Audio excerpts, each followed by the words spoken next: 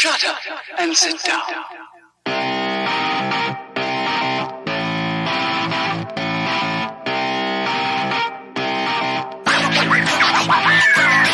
What's up, everybody? Welcome back to Third Shift. This is episode 202. My mic is crazy loud. I don't know what's going on, but what I do know is going on is that I am your funky leader, the greatest man who's ever lived. It's me, it's Matt. I am your host for the evening. With me, as always, it's the co-host with the mo-host. It's Eric, the light bringer, the light bearer, the light bear bringer, the beastmaster himself.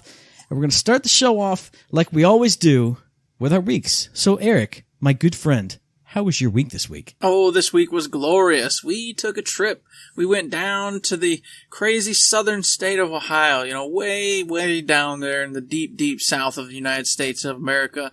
Visited some family. That's not right. It's not right. Oh, it's not right? That's not the deep south? Don't trick our listeners geographically. It's not appropriate. Well, a lot of them don't even know where Ohio's at. It's okay. It's true. So it doesn't matter. That's not true. You guys out there, you guys and gals, y'all know where Ohio is, right? No, they don't. No, they don't. Oh, man. Anyways, it doesn't matter if you know where Ohio is. That's where I was. We had a hangout with the family, got to see the sister, brother-in-law. We did our own 4th of July there since, of course, quarter end negates all of my 4th of July plans any other way. Sent out fireworks. It was awesome because, first off, we ate great food, got to hang out with family and friends the whole time. But the most important part of this whole thing, all right, was the fact that we did the fireworks show. He didn't want to go crazy. We were like, yeah, let's not spend a bunch of money.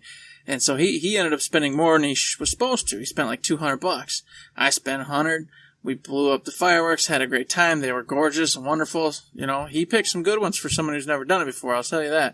And of course, I've done it a billion times before in the past, so I knew what I was looking for, and of course, had some real bangers there. The first thing out of his mouth when the show was over was the first thing out of everyone's mouth when they do this. I gotta get more next year. And I went, Yep. That's the way it always goes. That's what these fireworks do to you. You know, they change you. It was fun. It was a good time. I had a great time with it. He invited over a really good friend of his. And so I kind of just let him most of the fireworks with the brother-in-law, and they had a good time with it. Because, like I said, I used to do this all the time every year, so I was cool standing back and chilling and just hanging out. Beyond that, gaming-wise, we played some Destiny 2 down there, it just made sense. I'm with the brother-in-law. He's the one who plays Destiny 2 and tries to get me to play all the time. So I was out there playing with him. He was running me through the dungeons and, strikes and having a good time with it. But before any of that happened, I said, hey, listen, I got a few hours I need before we go do all this. I gotta take care of something. And I did it, boys and girls. I went into the newest Borderlands 3 DLC, and I just plugged away at those crew challenges, finding every nook and cranny, finding everything. Boop, boop, bling, bling, bling. Got every trophy in the DLC. I now am a proud owner of that beautiful gold trophy that says I've done everything you can do in this DLC. Of course, in doing so, I got a ton more legendaries. Some of them stupid, some of them fantastic. Either way, a whole bunch of them, all sorts of stuff to play with, and everything's complete. I can now say that I have done all the things you can do in that DLC. Therefore, I feel fine. I feel great. I'm happy. Nice. So, yay, pat on my back. Thank you. Oh, but wait, do you have Mayhem 10 rolls of all those legendaries from the DLC? No, I do not. I don't have. Yeah, you're right. Actually, you when you put on my glasses, that means you actually don't even have all the legendaries because you can only attain some of those legendaries if you're playing on Mayhem 6 or above. Exactly. Well, you know what? Maybe I'll get there. I was smoking fools. As I always do, I play at the lower Mayhem levels just because it's fun. I don't have to worry about it. I don't have to stress about nothing. But I might go ahead and pop it on up and get some of them. Who knows? I have a good time in that DLC, so I don't mind playing again and playing some more to farm a few weapons that I did not get. But with that being said, it feels good to have it in the back burner there, done, out of the way. I go back and have fun when I want to, but I did what's necessary, and that feels great. And then I did another thing. I beat Persona, platinumed that. So there you go, which we're going to talk about that in a little bit. So that's now done in the books, fini, out of the way, back burner. Man, it feels great. I feel, when you start getting them games, you just go, bloop, you're done. Bloop, you're done. Bloop, you're done. Man, that's progress right there. That makes you feel dang good. So that's what I've been up to. I did all that. Probably played some other stuff, but nothing that major. Did a little, World of Warcraft with the father-in-law. In fact, we're going to do a little more tonight, perhaps, once we get done the show, depending on time, etc. Nice. And that's all we've done. We're going camping tomorrow, so it's definitely a good time. Having fun. What about you, Matt? Well, I've been having fun, too. I first had fun in Horizon Zero Dawn. I went back into that to do some side quests, and like I've talked about, kind of more familiarize myself with the controls and get like more fluid at what I need to do in that game. Had a bunch of fun with that. Haven't streamed anymore yet. It popped in for a few hours one day, and I started hitting that flow state a little bit. Like, I was actually pulling off some stealth moves, doing some climbing moves, looking like I actually knew what I was doing instead of just like jumping like a fool against a rock going, I should be able to climb that, right? No. Or, I'm going to sneak up on this. Oh, okay. Yeah, no. So I'm getting into the groove on that. And then speaking of getting into the groove on things, man, oh man, playing Yakuza 5 Remastered on Friday night with a whole big old bottle of champagne and just having a great time. That game is so amazing and fun and awesome and good. I got to Haruka's part, and it's a whole like rhythm game. Everything is rhythm game based. You're doing all the button presses. She's doing a little dance. You're having like dance battles on the street against other dancers.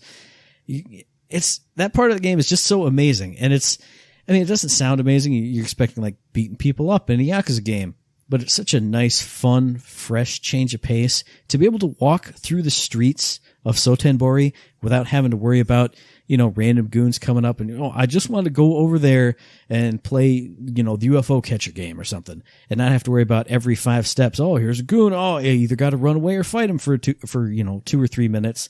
So it's nice to be able to explore the city, do the side quests that are there, explore every single restaurant, all the entertainment options, and just have fun. And then at the same time, I love rhythm games. So every story mission thing there is to do, every side mission thing to do is a fun rhythm mini game. And it's just great. It's just cool and fun and awesome. I streamed a whole bunch of it, and then I've been playing some off stream because, you start her career as an idol, and as you're leveling yourself up, there's more and more and more side events to do. Like, you're doing stuff for TV shows, and, you're doing interviews and dance battles and dance competitions that aren't based on the story, but just level you up more. So I've just been killing time in that, 3-4 hours here, there, dancing my way to my heart's content. It's great. I love it. It's awesome. Another thing that's awesome is the summer update in Animal Crossing New Horizons. Finally got to dip my toes in the water, literally and figuratively with that. It feels good to have a whole nother, it like basically doubles the size of your island because you have the area all around the island to swim and explore and dive down and catch new creatures and donate them to the museum. There's a new dude who every time you catch a scallop, he'll come up and be like, oh, hey, let me trade you this DIY recipe for your scallop, or let me trade you some pearls, which you used for the DIY recipes that I just got you. So it's just a new, fresh thing to do in the game, which it didn't really need because the base game itself is so fun. But anytime they add something to Animal Crossing, it's just like, wow, this is even better now. I want to spend even more of my time in it. Just talking about it right now, I want to just be like, screw the podcast, dude. Boop, I want to go swim and just pull up seaweed from the bottom of the ocean. It's great. What's a DIY recipe?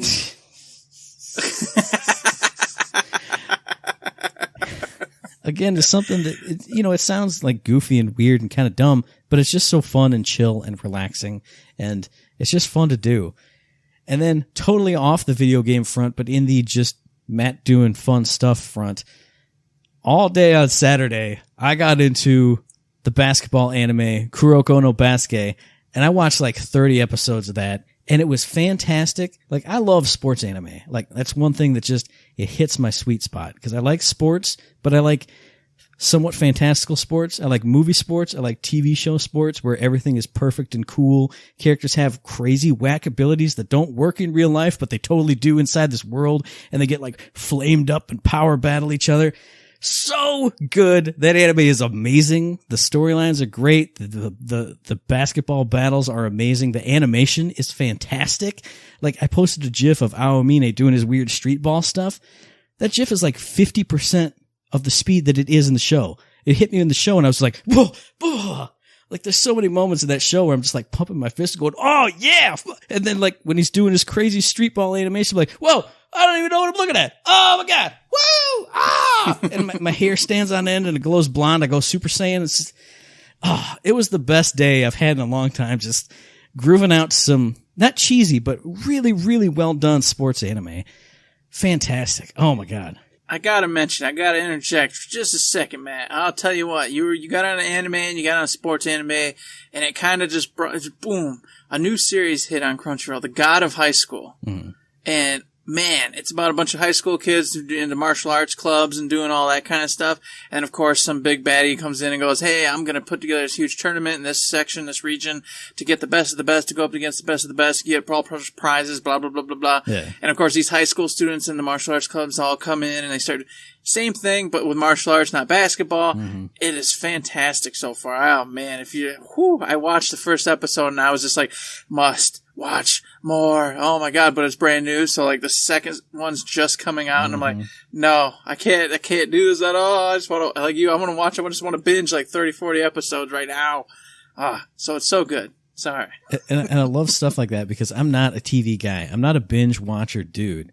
So it was just like, I've seen like the first 10 or so episodes of it and I was like, this is good. I need to keep watching it. But something about it that Saturday, I think I just hit, it was like one of the big battles, basketball battles that they had. It had just started and I jumped right into the middle of it and I went, oh my God. And then another one hit and then another one and they went up to the next team and the next team in the tournament. It was just, everything just kept stacking and stacking and stacking. And opposite of what yours is, the series is over. So I have 3 whole series just clogged up right there, 76 episodes. I can just bust right through. Oh, it's so awesome and fun. I want to go watch that right now. Screw Animal Crossing, screw the podcast, man. I just want to go pumping my fist and go, yeah, anime basketball is the best. Woohoo! I feel you. Trust me.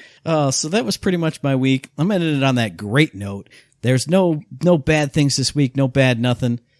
But what there is this week is another one of my favorite things because this is another vacation era podcast where you got to record this a little bit early on a Tuesday night because Eric's going to be gone doing the vacation thing. And what better way to fill time and just throw together a fun little episode for me and you than to do the return of the Persona cast. Oh yeah, Persona 5 Royal. He's finally beaten it. We can finally talk all the way about it as much as we possibly want. Strap yourselves in, boys and girls. It's a 3-4 hour Persona 5 podcast. Yeah. I seriously doubt that because I don't remember. Like you, I'm like, where do we leave off? And my memory basically goes back to like the God of Control, and then of course all Maruki. Oh my God, Eric! Come on, like, no. What even happened before that? Who could tell? Who knows? No. I'll tell you where we left off. We left off with the Tomb Palace, getting Futaba, doing all that stuff, fighting her, the vision of her mom, all that stuff. Oh my God, we got to go through Sai Nijima. No. Even before that, we gotta go through the Big Bang Burger dude. Oh, this is impossible. This is too much. I mostly agree. It is a little bit too much. So we'll condense it. We'll condense those earlier dungeons down a little bit. I think we talked about how, the Big Bang Burger CEO is kind of one of our least favorite ones because it kind of rushes you through. It kind of is the basics of Persona 5. It's like, hey, here's another character. Here's another story. Hey, go. But one thing I will say is, that dungeon has the absolute best music out of the whole series. And I totally forgot about that. But when I started off, it was like, hey, assault his palace. Here we go. And then that awesome music kicked in. I was just like, oh shit. I don't remember this at all. And I got chills.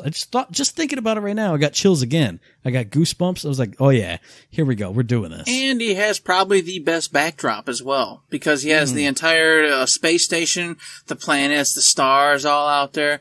It looks wonderful when you're playing in there. Every time you go and you see like the sky for a little bit, it's just magnificent, really good.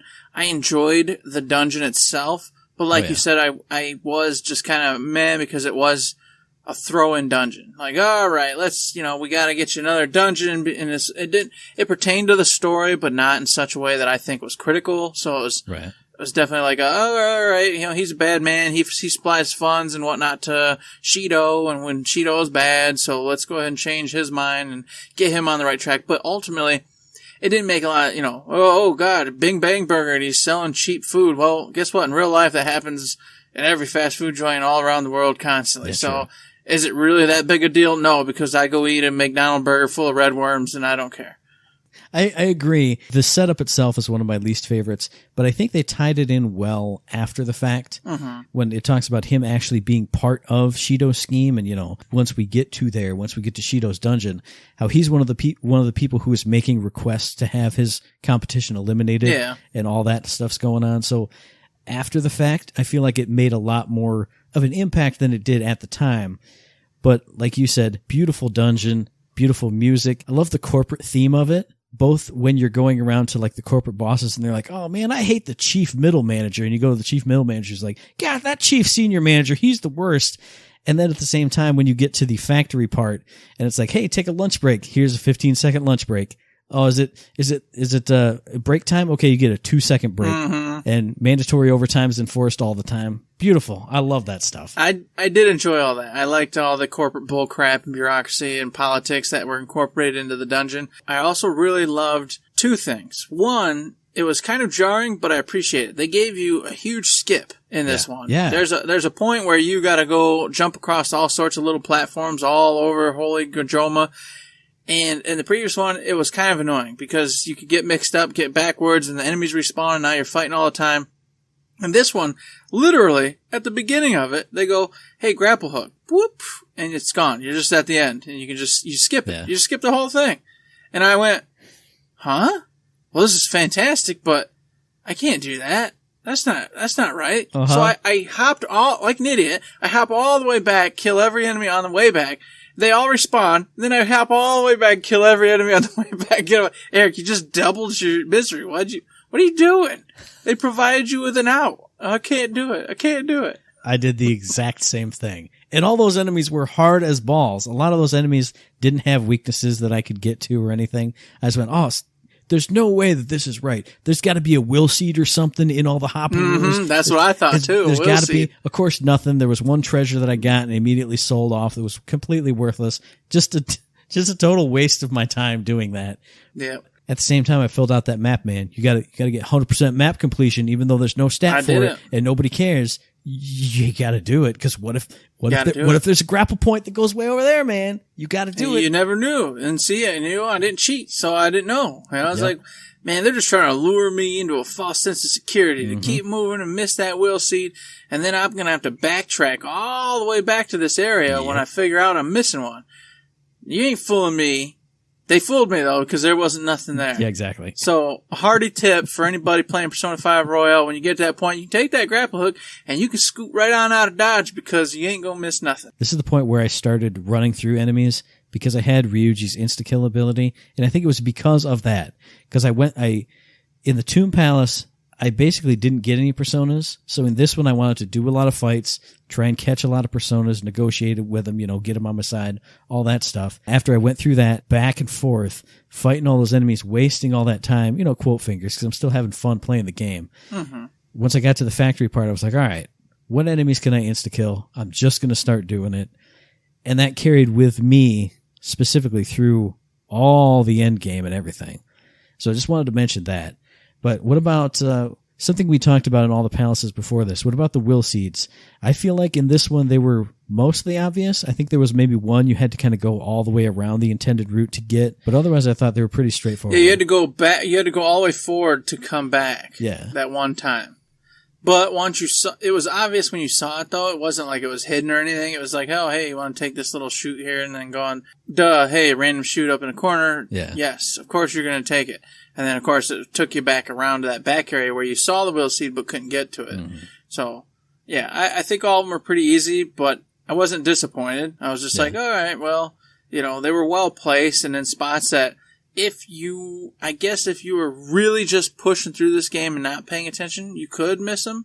But if you're an average to hardcore player, you weren't going to miss these at all while you were going through. Yeah, I think that was the one that I was forgetting about, where you saw it immediately, but you had to go kind of around and then hit the switch and then backtrack to it. I think this is where they started throwing in at least a little bit of a wrinkle for some of the will seeds here and there, which, as opposed to the other ones where it was just the doors there, just go in it. I appreciated that the effort kind of started, I feel like, especially towards the later dungeons, it started ramping up. It you know, you can go left or right, and left is pretty clearly the way to go. But if you go right, you have to go through this room and then a puzzle and then a thing to get one. They started that here with that one. I agree with that. I think you're accurate in saying that, because from that dungeon on, there was always one where you got to do some kind of fancy footwork to get to it. It wasn't just walk up. It was always climb through a hidden door or go click a switch that opens said door or opportunity to get it. So, yeah, I think it was still easy enough, but it had just enough care to it where you had to actually want them. Otherwise, you could just move on. So, I think this one kind of fell into that category where I'm like, I'm happy with how they are and not disappointed with it. Speaking of things you're happy with and that you love so much, how about the boss fight in this palace? I knew that would be the face and the head shake I would get. Tell me about this boss fight, Eric. This boss fight was stupid to me.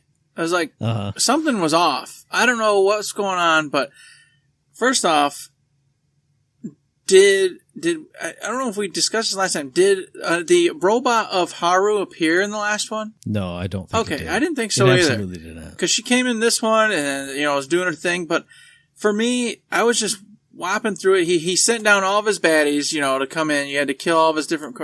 And the combination of them was pissing me off. Because he would come up and then you'd kill the one or two, but then one would just always randomly block or evade or something. And then all of a sudden they would run away and you'd have to restart the whole dang thing again. Yeah. Because of the mechanics of it all. If he would send down several of his henchies and you had to dispose of all of them within, a turn or two. Otherwise the others would run away and then you'd have to redo that whole spot again. And the unfortunate reality of it is like they kept having like one or two of them would just block or evade and then you'd hit the other one for a huge amount of damage and kill them, which isn't your intent, but if you crit, you crit, you can't stop it. And then all of a sudden, a turn later, they're running away, you're redoing it. I actually died on this boss once because it was just bad. It kept happening to me like over and over and over again. Block, evade, run away, redo the whole thing. All of a sudden, I'm out of SP, I'm out of HP, I'm scrambling around trying to figure things out. It was, I think, a little too, RNG, is that what they call it, or just, it was a little too ridiculous. Well, a couple things on that boss fight for me as well. I did die on that boss fight. I didn't die, but I ran out of time on it because it is a timed boss fight. And that the wave where they're weak to psi attacks, that one I had to go through like 7 times before I cleared it. It was absolutely brutal. And I don't know why. I don't know if Joker in my original game had Masayo or some other like hit all psychic ability, because I brought Haru in because he didn't in this one, and she was weak as crap. I was leveling her up just, going through, but her skills were abysmal. Yeah. And I'm like, well, I try and hit one with Joker, baton pass to somebody who would throw out an item, baton pass, throw out an item, and she'd be as good as she possibly could be, and it was never enough. It wasn't enough 7 times, and then I ran out of time afterwards. But then the only other thing that it didn't really make it difficult for me, but every time he'd send out a new wave, the boss himself would throw, defense up on one of them. Yeah. So it was kind of built in and boiled in. Didn't affect me too much because Shikioji has Dekaja built in, so I'd always just immediately take it off. But up until that psi wave, everything was easy. That psi wave was a brick wall. Even the time that I did pass it, I made it in, with like 2 minutes left. Because that psi wave is just ridiculous. It's super hard to do. I don't even understand it. Yeah, that was frustrating. But I felt what got really weird is that whole section right there was super challenging with all the henchies. And then after you defeat the henchies, he brings out Haru. Yeah. And then it just turned weird. Like Haru, attack. And then Haru would attack. And then she did like the one big strike. And I thought it was going to be a whole thing. I thought we were like in phase 2. And then it was just like, Haru, I think it was the 3rd round. Yeah. Haru, go, kill them all. And then, boop, she just, detonates and nothing happens. And then you smoke them and that's it. And, I appreciate them adding a little something to it. But I don't know, it was kind of like anticlimactic to the whole stupid fight I had to just get through to get to this new phase with this new area, this new thing. And I was like, all right, oh man, what's she going to do? This is going to be cool, crazy. What? Nothing. She does nothing. It's just a stupid little phase that you finish off real quick. What the hell's going on? I will say, thank God for that. Otherwise, you and I would have not beaten the game yet. We would still be struggling and banging our heads against it. But I do 100% agree. But at the same time, I am thankful for it, like I said, because I got through that psi wave on like the 5th try. My 2nd time through it, fought the big giant dumb guy. I got through him quick, and it was down to like 5 minutes, and Haru came out, and I went, oh my God, I'm going to fail this again on stream and everything. Everyone's going to laugh at me. So when she blew herself up, I went, okay, good. But I do 100% agree. It's very anticlimactic. I think it worked better in the original game when she wasn't there, because then it was, I'm sending out my goons, sending out my goons, sending out my goons. I'm out of goons. And then the one you have to fight is just him, and you just run up and go plink, and he's dead. I think the anticlimacticism works a lot better when it's just him. He doesn't bring out another one to make you think it's going to be a whole new phase and cool boss fight. As much as I appreciate it not being that way so I can actually beat it, I get what you're saying. And of course, they do say this is how he perceives her, so naturally she's going to be weak and just only useful and basically blowing herself up and then blowing you up at the same time. I get where they were going with it, but at the same time, they were trying to show us, the player, that Haru's actually strong-willed and did have personality and did have strength, inner strength, etc. So when she came out, I was like, okay, well, we're about to actually get a fight. And of course it wasn't. It was just his perception of her, which is useless, basically. So I understand what they were doing, but it just didn't, like you said, it didn't add up at the end for me. I did prefer the old one, where as soon as he was out of all of his pawns, all of his slaves, he was basically a pushover. Because, you know, that's how real life is. Once the man at the top runs out of people to command and tell what to do, they're usually just nothing anyway. Yep. That one was alright. It worked out. I liked the dungeon. I liked the boss overall. Even though I didn't appreciate the time limit and the just RNG of the whole thing. So, I don't know. It's in a funky place for me because, like I said, I love the dungeon. I love the aesthetic. I love the music. But I felt like it was a definitely middle of the road, kind of just getting to the really saucy parts. Getting to the end there, kind of dungeon. And I'm trying to remember if I felt that way when we originally played. Right. Or if it's just because I know where we're going and what's coming up and what's happening, that this one is now a meh. It's okay and fun, but not my favorite. Or if it always was. But I can't remember that far back, unfortunately. I feel like for me, going through it the first time and not knowing what was to come, I feel like it was like, all right, we're going to keep doing this cool stuff. We're moving up in the world. You know, that's the whole theme. That's when, you know, the public is super getting behind all of, you know, the Phantom Thieves. That's when your approval rating is going up to like the 90%. And I was like, oh yeah, here we go. We're going to get to 100% and take down the real big bad dude. It is one of those, not a filler dungeon, but it's a get to where you're going to kind of going kind of dungeons. And especially just like you said, it starts off so good. Music, atmosphere, everything about it, and it just hits that wall, just hits that brick wall and drops because of that boss fight.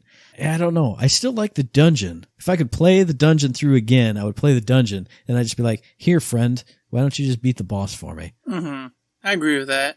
And then, of course, after it's over, it was super awkward. Because after it's over, you go do this big celebration, you know, saying you did it, and it bugs me because Haru actually rents out this whole Wonderland, the whole theme park area in the game for you.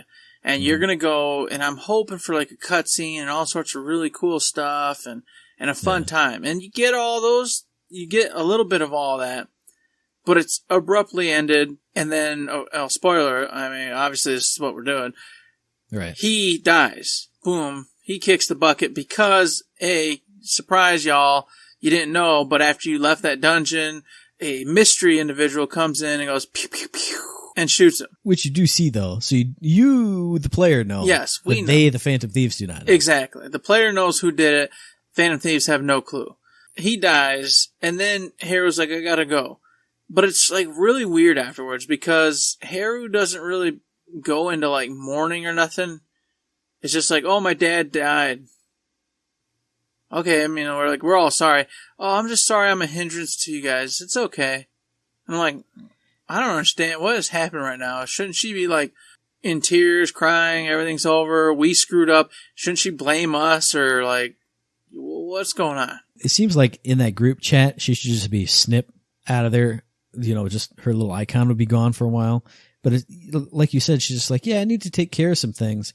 I know we did everything we could, but oh well. Especially much later when we talk about the very, very end of the game. It's really weird. Maybe just because she was so jaded because of what he had become, you know, and selling her off, basically. I guess I wouldn't like my dad either if he was like, hey, daughter, just go marry some total asshole because it'll make me a lot of money. That's what you're made for. I mean, he actually in-game told her that several times. He does say that. That's why you're here, is to do this so that way I can be rich and the family name moves forward. So, I mean, I understand that she doesn't, like, love him, but even if that's the case, it just felt really weird in the game because she was totally chill about it. And everyone just kind of was like, hey, we're totally sorry. It wasn't us, though. You know what I'm saying? You understand that, right? Yeah, I do. Right. Cool. All right. Let's do the next thing. Rock and roll. And I was like, well, I mean, guys, we should really probably sit down and have a real conversation about what just happened. I don't know. Maybe it's just because I'm an old man, I'm an adult, and of course, you know, old people will generally go, hey, a really tragic thing happened. We should probably figure out why this happened, how it happened, how we can prevent it from happening again. But these kids were just like, nah, bro, it doesn't matter, man. Crazy. Wasn't us, though. Let's go. It's like, all right. One thing I'll say in their defense is, they have no idea. They had no leads for the black masked person. They thought it was going to be Okamura behind all of it. But instead, he's not. So now, what can they do? Now they're at square one. Yeah, they're basically screwed. So I mean, I get it to some extent, but yeah, especially in like a Japanese culture, you think everyone would be a lot more serious, like and formal and things like that. But yeah, I don't know. It's kind of a weird thing, but I just like how this spirals into the stuff is getting real. Yeah, like, it's starting to get really real. People are actually dying. Someone's dead. And now we're framed for it, so we got to figure out a way past that. This is where the game's great, and you're going up on this rocket ship, and then the motor stalls out, and you got to figure out how to live inside space as you're tumbling back towards the Earth, about to burn up. It's all fun and games, and now it's, okay, this is a real story with real consequences. And that's where Sainijima comes in, because after this all goes down, it does get serious, at least for the adults. Mm-hmm. And all of a sudden, the investigation's been just, harpooned into priority one. Of course, the bad guys want them framed for it and everything else behind the scenes. Mm-hmm. So she's set on the loose with all the assets she needs to get them, caught and done. And that's where, of course, you get into the business with Sainijima, and you're like, oh, we got to change her heart, and we got to make this all go down. And of course, man, and this is, like you said, this is where it all gets crazy, because there's a whole second plot going on. There's a whole second thing that starts to transpire here that you don't, when you play it your first time, if you really cue in, you'll get hints and stuff here and there, but you don't know actually what's going down. So you're like, oh, all right, Sainijima, we got to change your heart. I see. Oh, you know what? What was said right there with, Ketchu was really weird, but whatever. Ha ha ha ha ha. And you keep going and going. It just all starts to turn into pure gold. This is the part where you get Akechi on the team. He's working with you to get into Sainijima's dungeon, change your heart and stuff. But I love the way they do this, because there's a lot of stuff your character is involved with that you don't get to know. Mm-hmm. It's the reverse of Okamura getting killed by the black masked person. It's you the player know, but the characters don't. Here, the characters have this master plan of what to do inside this dungeon, and you, the player, are left out. It takes all the knowledge and control completely out of your hands. You see them having the conversation, and you get the little time whiz effect, and you're like, what's going on? Why are they talking to Futaba? What is she having to do? What? Oh, I guess, whatever. And that's where it's wonderful, because not only do you get that, so you're like, what are they talking about? What's going on? But you also get moments while you're in Sainijima, because, this is like normal business day to day here. You go to Sainijima's palace, take care of Sainijima. She's going to have a change of heart. She'll stop hunting you down. She'll realize fan thieves aren't bad. But there's little things inside that palace that happen. And you're like, why would she say that? That's weird. Why is he doing that? That's weird. And then, of course, at the end for the boss fight, we'll talk about the boss fight and everything like it's Rare Palace, but after the boss fight, Ryuji does something. You're like, well, what's he doing? That's weird. Uh-huh. You know, all these little tiny clues, these little weird things that just, even not knowing any of it, I remember going, this little weird stuff. What? Yeah. What? Yeah. Like several times, not knowing, but of course understanding something was kind of weird about that. But now that I knew, and of course, you know, because I've played it before, I was like, wow, this is awesome. There's like multiple times where that happens. Not only that, but of course, like you said, the time whizzes where you're seeing conversations and bits and pieces falling in together that you never get to hear or privy to. It was beautiful. The fact that they laid the seeds for this as early as like... It was the Pancakes. Yeah, with the Pancakes, with Ryuji and Anne and you and Morgana, and that's it.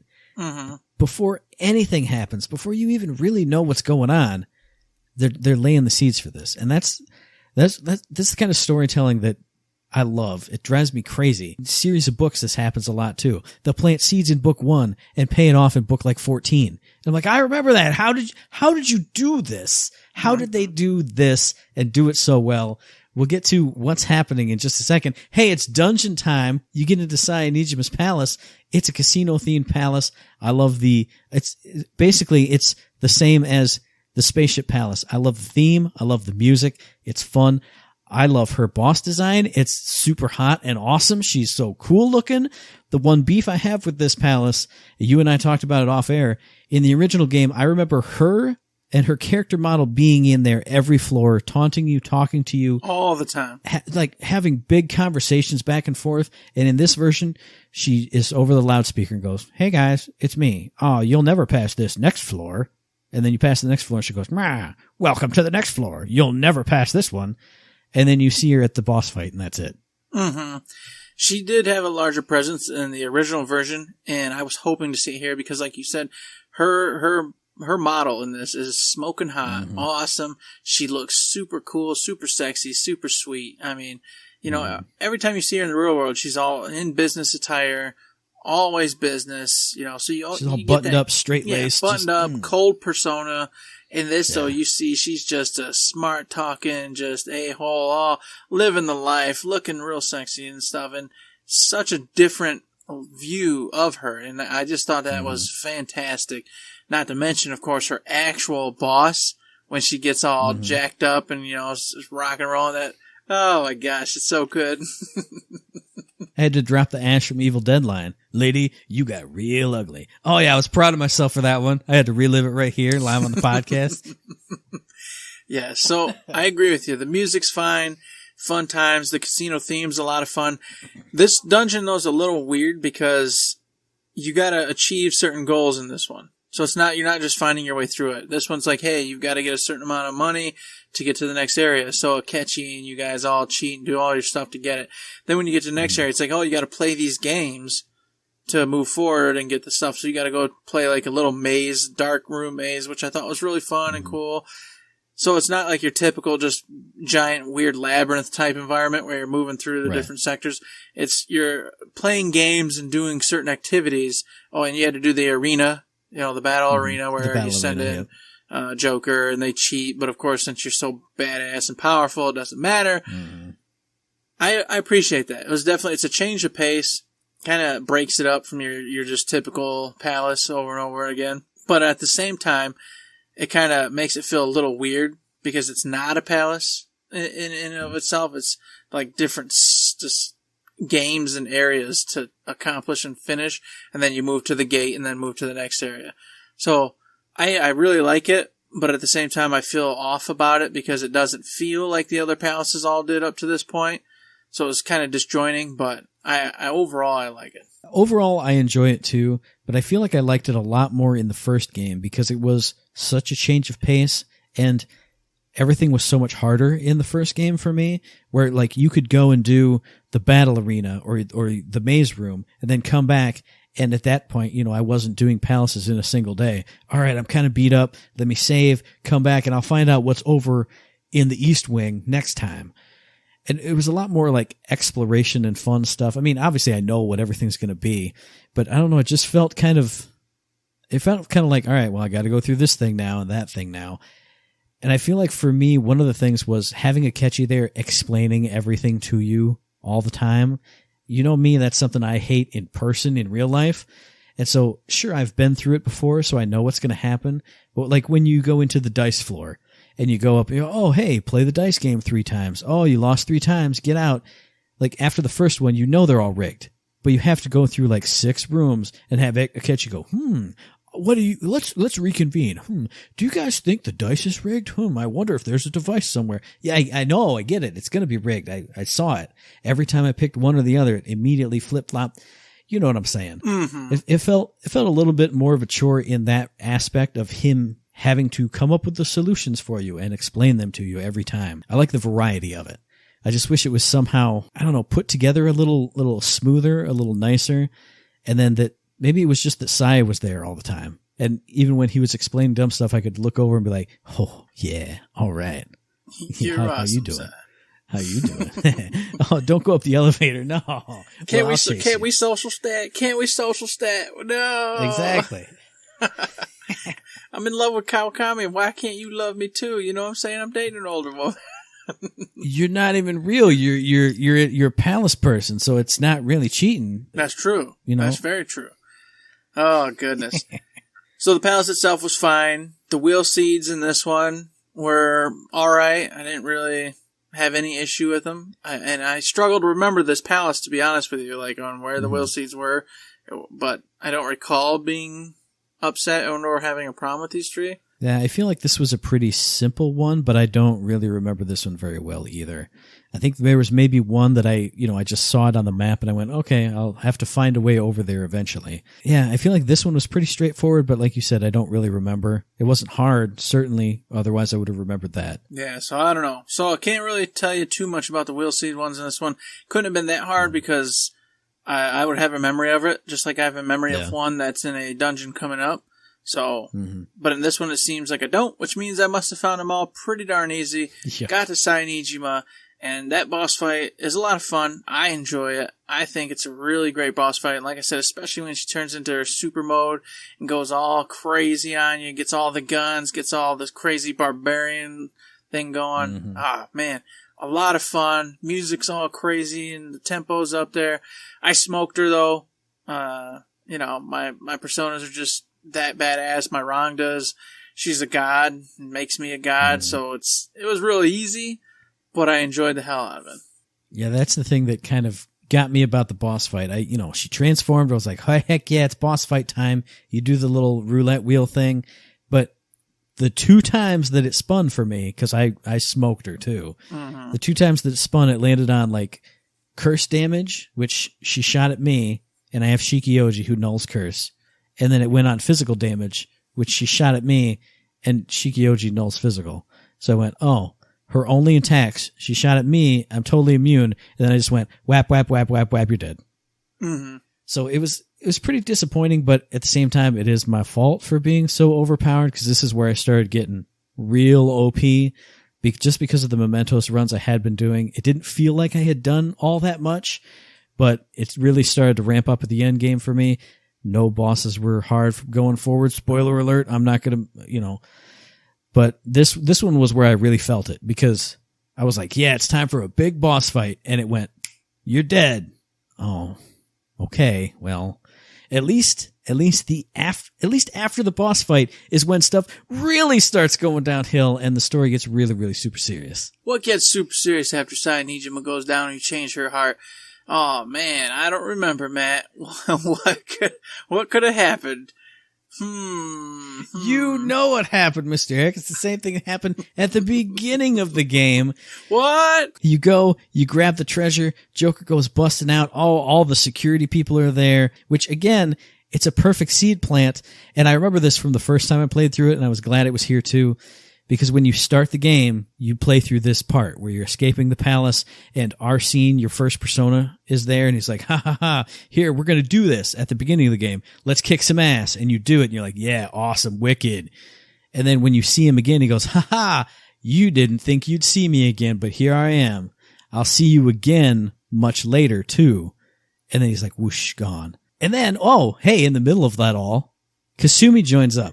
we forgot to mention the little mini dungeon where Kasumi learns how to do her, how to get her persona and all that stuff, because I can't remember where that's at. I think it's right after Okamura. I think it was too, yes, because then she says she's having issues. She's goes off to that abandoned factory area, and then it's under construction. It's the stadium under construction. And it was going to be something or rather the research facility, but didn't pan out. Whoa, super spoiler alert on that one. So, buddy. anyways, she ends up in a dungeon. You and Morgana go, hey, we got to help her out. You go head over there. You jump in and you search through a bunch of weird levels, which I thought it looked like, at the time, I was like, this is like some kind of Rapunzel dungeon. I thought it was like golden hair, flowing locks, coming down. Yeah. That's what I thought. So I'm like, okay, it's some weird Rapunzel tower. You're climbing the tower, jumping on the hair, getting up further and further up. And that would have made sense too when we get to that in the next Persona cast, because obviously this one is obviously we're not getting there tonight. But that totally would have made sense if they put it a certain way, because he's trying to, you know what I'm saying? That's exactly. I was like, that's weird. And the way it ended up turning out also made sense, but at the same time, they could have played it any other way. So anywho's, you only go in like 2 or 3 rooms in, you find her, you do a whole cutscene, and then she basically just says, no, I don't want to be a Phantom Thief with you because I'm too busy trying to do my own thing as Kasumi. We talked about this off air, but in the whole lead up to Persona 5 Royal coming out, all the teases were, it's Kasumi, and she has those abilities, but she doesn't agree with the Phantom Thieves, and she doesn't join up. And I was like, who could not agree with us? We're the best. But her actual in-game reason of just, hey, as soon as you meet her, she's like, hey, I'm in gymnastics. I'm going for the big tournaments. I'm going to be the best in the world. So, hey, here, you want to come hang out with us? I'm really super busy. I got practice every day. I can't do it, but I'll be there if you need me for anything. It makes 100% sense. I was expecting her to be some kind of like, I don't agree in stealing things, because you do see a little bit of that in one of her social interactions when you're out with Akechi. So you do see it's part of that in her relation with Akechi, but even there, she doesn't say, Phantom Thieves are wrong. She just thinks, I think what they're doing is right, but maybe the method's a little off. But then when she finds out, hey, I love what you're doing, I just can't do it. It makes sense, it gels, it's perfect, it's good. Yeah, we're on Kasumi, and I really want to talk to you about this, and I didn't get a chance because, we're not in the same building anymore and everything. And I hate to do it here because it kind of entails Kasumi's whole chain and line, but I gotta ask. I'm going to spoilers. I'm just gonna ask one simple question. It feels like they really, really want you to go with Kasumi. Oh yeah. As a lover, or interest at the end here. I mean, there's a lot of scenes from when you first meet her through this point and all the way up to the end where it feels like they're like, no, seriously, this is who you're supposed to be with, Kasumi. Yeah. Is it just me, or you did you see that too? Like, it hardcore felt like I made all the wrong choices by not going with Kasumi. Yeah, I 100% agree with that. She feels like, comparing it to another remaster that we saw recently, it feels like Rin in Catherine Fullbody. Like, everything that Joker would want to do, like all the answers that he would say himself, she says all the time. Everything that he expresses concerns about, she backs him up on. Everything she has concerns about are the same things that Joker and Morgana are going through. It feels like they're like, she's written to, like, you're fated to be together. You are these partners, and this is... You two are the two. This is the connection you're supposed to have. Which I 100% appreciate, because she could have easily just been, it's just another character. Kind of like Haru is to me. She comes too late and whatever. She could have been the same thing. It's just, here's another, Arcana to hang out with, and she's kind of cool. But I like that you're kind of enmeshed to that extent. So I agree with that, but my problem with it is it totally made everything really awkward. Because I was going to stay faithful to Kawakami. Yeah, true. So the decisions, as my social stats went up with her over and over in our hangouts and stuff, it got more to that point where, like, this is, like, weird. Because it automatically starts putting you into, like, almost dating status with her. You're doing stuff with her and being very close to her. And then at the end of her social stat, like, you literally got to break her heart. Like, right. It's straight up. You are being not a nice person and screwing her over. And it's like, oh man, I don't want to do that. I mean, that sucks. really like you, but I was trying to do my own thing. It really is kind of weird because she is one of the only, like, possibly two that come out to, like, having feelings for you, and the other ones are just kind of like, hey, what does it mean when we're hanging out like this? You know, I like it, but haha. Where she literally comes out and says, hey, I love you. And I'm like, but you're not my sexy Dr. Takemi. Yeah. I'm sorry. She 100% comes out and says, I want to be with you, period. You know, and that was just like super like, oh, there's no way out of this one. I feel really terrible. Okay. Nope. At the same time, though, this is going to be a spoiler for when we talk about her character in the next Persona cast. Yes. I didn't feel bad at all because I didn't like her at that point. And I can't wait to have this conversation with you because I was with you 100% and then I flipped again. So we'll talk about that then, but I can't wait. But that's for later. We're not getting there tonight. So the reason we got into Kasumi super hard is because, just like in the intro, as you're escaping the casino, this is where she comes in. You control her for all of like 15 seconds. You see her cool abilities. You see her cool persona. She has that cool intro cutscene of just, hey, here I am. I'm wrecking all the shadows all around. Boom, boom, boom, boom. Hey, senpai. Check you later. Get on out of here. I'm gonna support you on the way out. And then that is where Joker jumps out the window. All the police get him. They rough him up. They throw him in the cell. This is the start of the game all over again. This is all the flash forward sequences that you've been having where you're talking to Sai in the cell. This is where it gets super serious. And I don't know if we want to save that for next time or if we want to do a little bit of it now. I don't know, but this is my favorite part of this game. It's so good. I love this part as well. I do. And I'm hesitant. I don't know, Matt. Maybe just the gravity of the situation. Okay, yeah. Because this is where you get in the part, and Sai gets in that room with you, and you got to answer. This is where you figure out the ending of the game. All right, that's true. We can talk about that part. Yeah, we'll talk about that. She asks you a bunch of questions, and you have to answer them in certain ways to get the different endings. So, here's spoiler alert: if you're playing this is where you better pay close attention and realize what the Phantom Thieves is really all about, what your friends mean to you, that whole thing. Because if you say the wrong thing here, you're going to get yourself a bad ending. So just make sure you're paying attention. It is a very bad ending too. I did it the first time I played the game just because, you know, it was such a climactic thing. I went, is this where I can pick the bad ending? And it went, yes, choose this to get it. It didn't tell me what it was. And I went, okay, I had a previous save and I did it and I watched it and I was like, whoo, yeah, that's bad. But like you said, if you're paying attention to the game at all, it's really not that hard to get, you know, toward the path to the good ending. But at the same time, what I do appreciate is that all along your journey, she has been there with you. You know, in these flash forward segments, she's been there the whole game.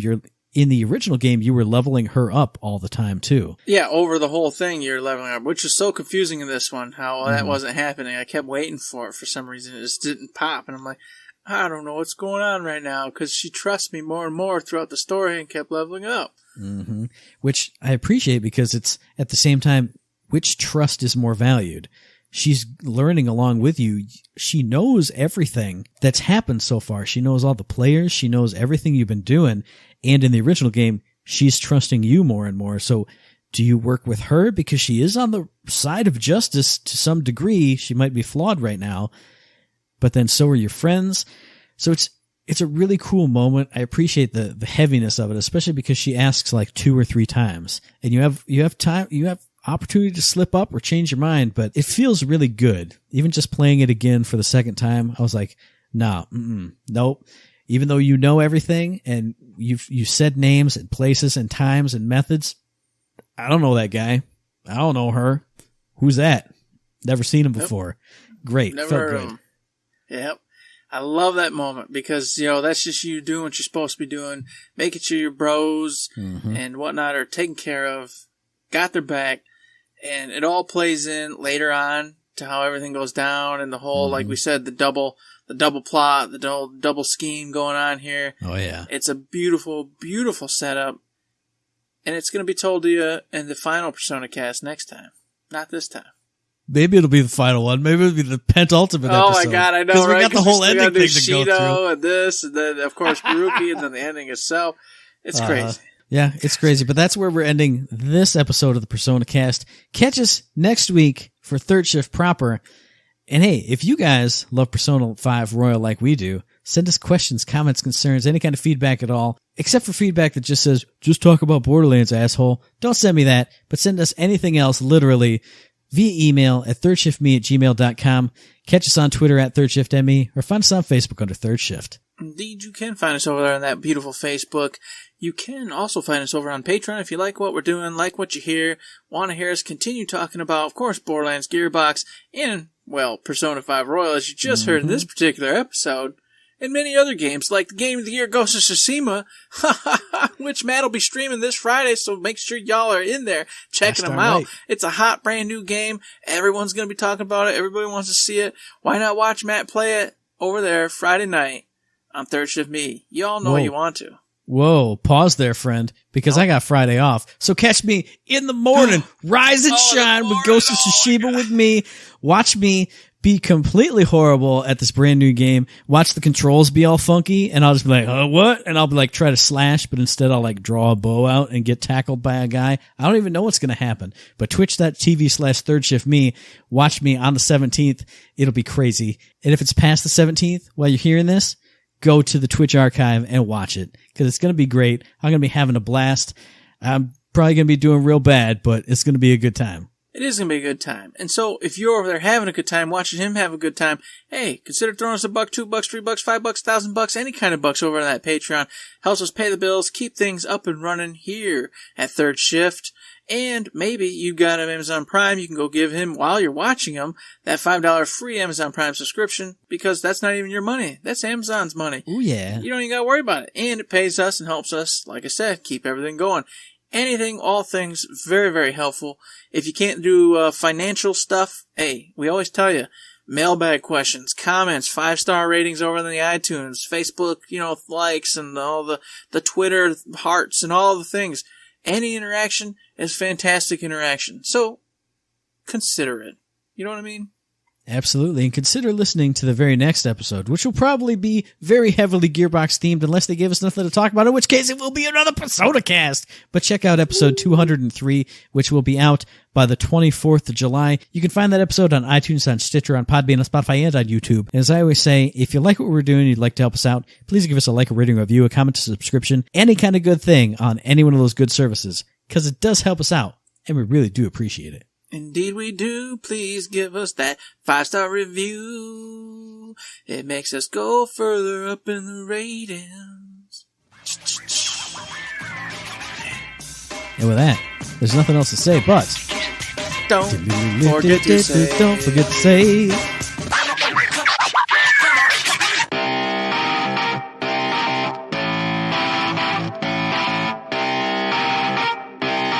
Shut up and sit down.